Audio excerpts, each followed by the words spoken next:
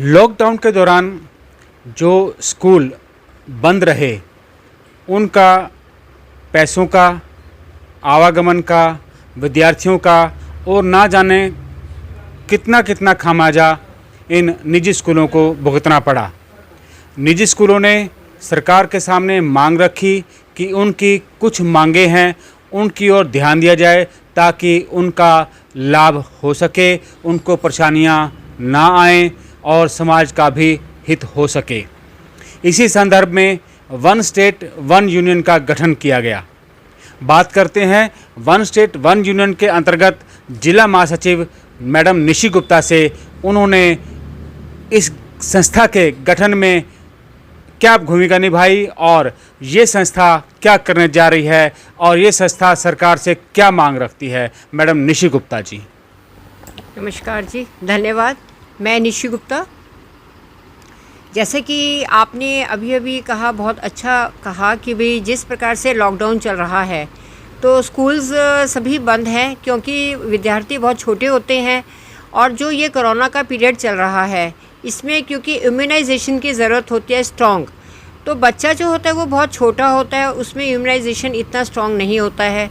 और दूसरी बात है 8 घंटा उसको बैठना होता है स्कूल में, तो वो 8 घंटा जो है मास्क लगा के नहीं बैठ सकता, बार बार वो सैनिटाइज नहीं कर सकता।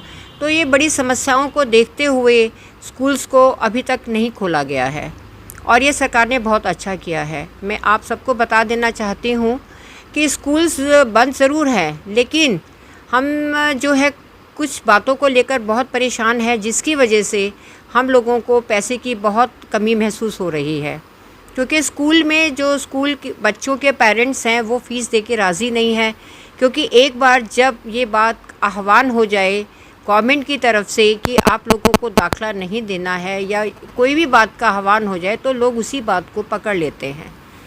तो हम ये चाहते हैं कि अगर देखिए छोटा छोटा स्टाफ है, जैसे पीएन है, माली है, स्वीपर है, वो लोग सब काम करते हैं स्कूल में, लेकिन अगर हमारे पास फ़ीसें नहीं आएंगी तो हम उन्हें रोज़गार कैसे दे सकते हैं। हमें भी उन लोगों को हटाना पड़ेगा। स्टाफ मेंबर्स हैं उन्हें भी हमें हटाना है, क्योंकि हम लोगों के पास में जब बच्चों की फ़ीसें ही नहीं आएंगी तो हम क्या कर सकते हैं।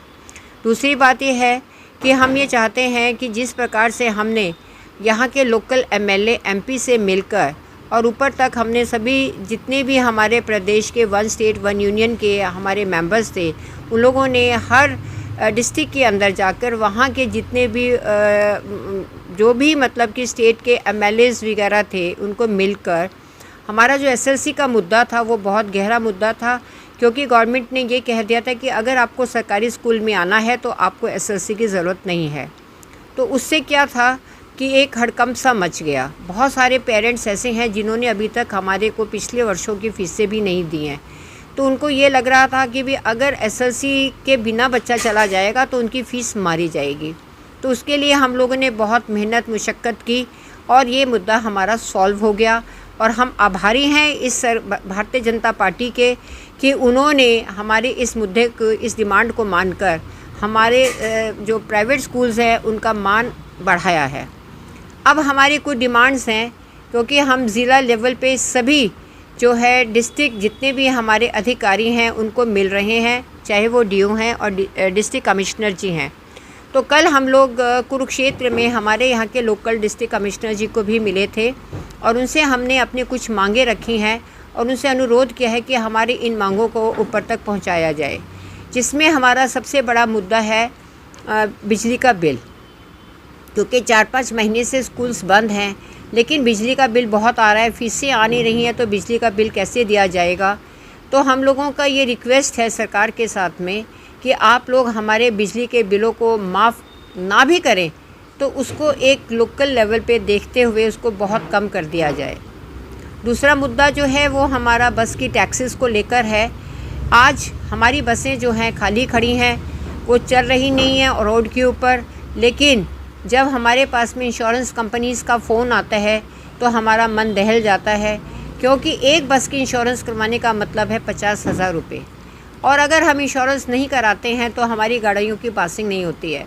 तो इस पॉइंट को भी हमने मद्देनज़र रखते हुए सरकार से, प्रशासन से अनुरोध किया है कि हमारी जो है इंश्योरेंस की किस्तें बना दी जाएँ और दूसरी बात यह है कि जो टैक्स बसों का, जो हमारी बसें खड़ी हैं, उस टैक्स को जब तक स्कूल्स पूरी तरह से खुल नहीं जाते, फीसें नहीं आनी शुरू हो जाती, तब तक वो टैक्स जो है माफ़ कर दिया जाए। तीसरा मुद्दा जो है वो हमारे 134 के फॉर्म्स को लेकर है। 134 के तहत जितने भी हमारे पास बच्चे आए थे, उनकी अभी तक सरकार ने हम लोगों को पेमेंट्स नहीं की हैं। अगर वो पेमेंट्स भी आ जाएं हमारे पास में, तो हम लोगों का थोड़ा सा हाथ खुल सकता है। और दूसरी बात, हम लोग ये चाहते हैं कि जिस प्रकार से 134 के तहत सरकार ये कहती है कि प्राइवेट स्कूल्स में बच्चों को भेजा जाए, तो क्यों नहीं एक बार 1 साल के लिए ट्राई किया जाए कि 134 में जो बच्चे अप्लाई करते हैं उनको सरकारी स्कूलों में डाला जाए। क्योंकि सरकारी स्कूल का जो स्टाफ है वो बहुत अच्छी सैलरी लेता है, 1-1 लाख रुपए की सैलरी लेता है, और उनका क्वालिफ़िकेशन भी बहुत होता है।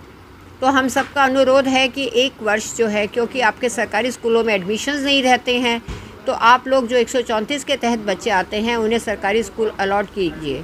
क्योंकि 134 में हमने देखा है जो भी बच्चे आते हैं वो लगभग अमीर घरों के बच्चे होते हैं। बस उन्होंने जैसे एक शरीर कपड़े बदलता है, उसी प्रकार से वो भी स्कूल बदलते हैं। जो कुरुक्षेत्र मॉडल पब्लिक स्कूल में पढ़ रहा है वो विजडम में चला जाता है, जो विजडम में पढ़ रहा है वो डीएवी में चला जाता है, जो डीएवी में पढ़ रहा है वो अग्रसेन में चला जाता है और महाराणा प्रताप में चला जाता है। तो इस प्रकार से वो केवल स्कूल ही बदलते हैं। और जो बच्चा या जो पेरेंट्स बस की फ़ीस दे सकते हैं जो हज़ार रुपए की है, तो क्या वो अपने बच्चे को एक स्कूल में नहीं पढ़ा सकते? तो उन्हें सरकारी स्कूल में भेजा जाए। ये बहुत सारे ऐसे हमारे मुद्दे हैं जिनके लिए हमने अनुरोध भी किया है, और मैं आभारी हूँ सरल तहकीकात की, मैं आभारी हूँ मंजीत जी की, जिन्होंने आज हमारी समस्या को सुनने के लिए, हमारे विचार लेने के लिए आज हमें प्रोत्साहित किया। क्योंकि हम लोग जो हैं बिल्कुल डिप्रेस हो चुके हैं। बहुत सारे स्कूल्स हैं जो सुसाइड करने के कगार पे हैं, क्योंकि बहुत सारे ऐसे स्कूल्स हैं, छोटे हैं, नर्सरी केजी के हैं, प्लेवे स्कूल्स हैं, उन लोगों के जो हैं किराए पे उनकी बिल्डिंग्स हैं, और वो लोग तो जिनकी सिर्फ रोज़ी रोटी ही इस पे चल रही थी, उनमें से कई स्कूल्स वालों ने सुसाइड भी कर लिया है, क्योंकि उनके पास पैसा ही नहीं है। तो हमारी सरकार से पुरजोर ये अनुरोध है कि जिस प्रकार से आप लोगों ने ये कहा है हमारे प्रधानमंत्री जी ने कि जो प्रवासी मज़दूर है वो जाए ना, उसको यहाँ पर किराए पे कम से कम भी 1.25 लाख मकान जो है दिए जाएंगे किराए पे बनाकर। तो उसी प्रकार से क्यों नहीं आप प्राइवेट स्कूल्स को भी प्रोत्साहित करते हैं?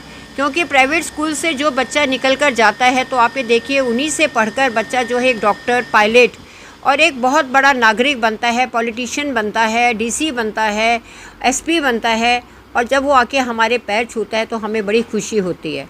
तो जो कितना सारा स्टाफ है, कितना टीचिंग स्टाफ है, नॉन टीचिंग स्टाफ है, आप ये देखिए कि अगर प्राइवेट स्कूल्स नहीं चलेंगे तो वो टीचिंग और नॉन टीचिंग स्टाफ कहाँ जाएगा? क्या सरकार उन सबको एडजस्ट कर सकती है?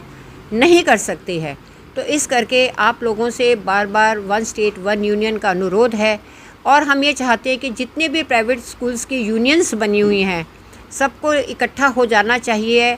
किसी को भी अलग अलग मंच से काम नहीं करना चाहिए, एक मंच पे आकर सभी इकट्ठा हो जाएंगे। तो क्योंकि अब हम लोगों को ट्रांसपोर्ट मंत्री को मिलना है अपने टैक्सीज़ को लेकर, बसेस को लेकर, अगर सभी लोग इकट्ठा होकर जाएंगे तो हमारा एक बहुत अच्छा प्रभाव पड़ेगा। और कम से कम भी पूरे अगर हम ज़िले के अंदर देखें तो हमारे कम से कम भी 6 से 7 हज़ार स्कूल हैं जो प्राइवेट मतलब चल रहे हैं। और ये मेरा अनुरोध यही रहेगा कि आप लोग जो है इन प्राइवेट स्कूल्स के लिए कुछ करिए, और इनको सरवाइव करने के लिए, नहीं तो वो दिन दूर नहीं कि जो भी प्राइवेट स्कूल्स हैं हम लोगों के, जिनके पास सिर्फ यही रोज़ी रोटी का साधन है, वो बंद हो जाएंगे और बहुत सारे लोगों को उसका नुकसान भरना पड़ेगा। बहुत बहुत धन्यवाद। जय हिंद, जय भारत। इस तरह से वन स्टेट वन यूनियन की जिला महासचिव मैडम निशी गुप्ता ने बहुत ही सारगर्भित शब्दों में प्रदेश की स्कूल की मांगों को उठाया है। ये सरकार के पक्ष पाले में है कि वो इस मांगों को मान के राज्य के विद्यार्थियों के भविष्य को सुनिश्चित करती है। कुरुक्षेत्र से एसटी न्यूज़ के लिए ओम प्रकाश जी के साथ मंजीत कुमार की रिपोर्ट।